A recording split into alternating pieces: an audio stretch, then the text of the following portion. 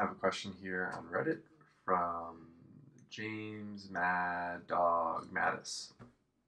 Okay, interesting name. Um, so they're asking if Google Surveys is good to validate your product idea with, and to test if the product has demand, and what are the people who just answer randomly? Yeah. So I can tell you, for validating your idea and testing demand, no, it's not a good method. You should have already done that, or you should have already estimated your demand. So how do you do that? You could go onto Google Trends, right? One of the techniques I do is I use a topic that's very big, um, like dog food, and then I use a topic that no one is searching for, like sand castles or sand castling, which is very small.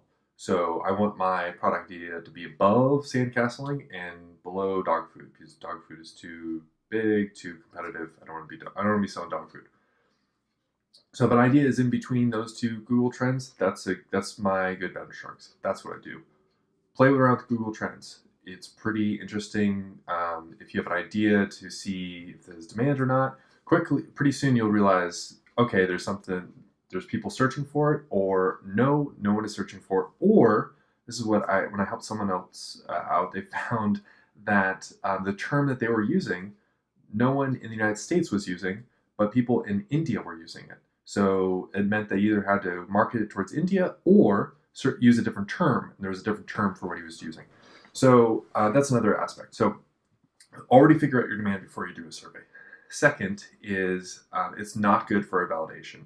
How you validate is you do sales, or you offer someone something of value and you get something in return. And there's other things you can get in return instead of sales. You could get a email. You could get a referral. You could get a comment. Like there's a lot of other things you could ask people to do in exchange for value. And that's how you validate an idea.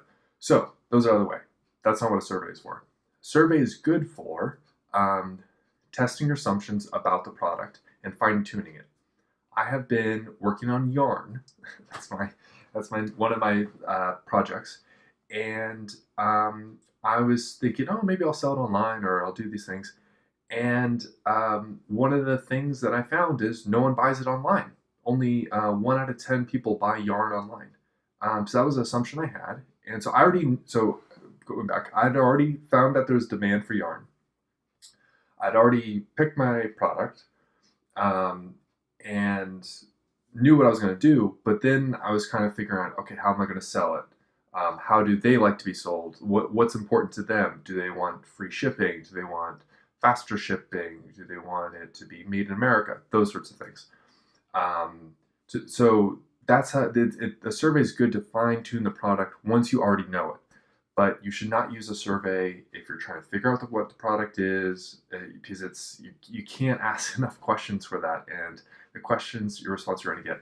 And never ask someone if they would buy your product, because it's always a false response.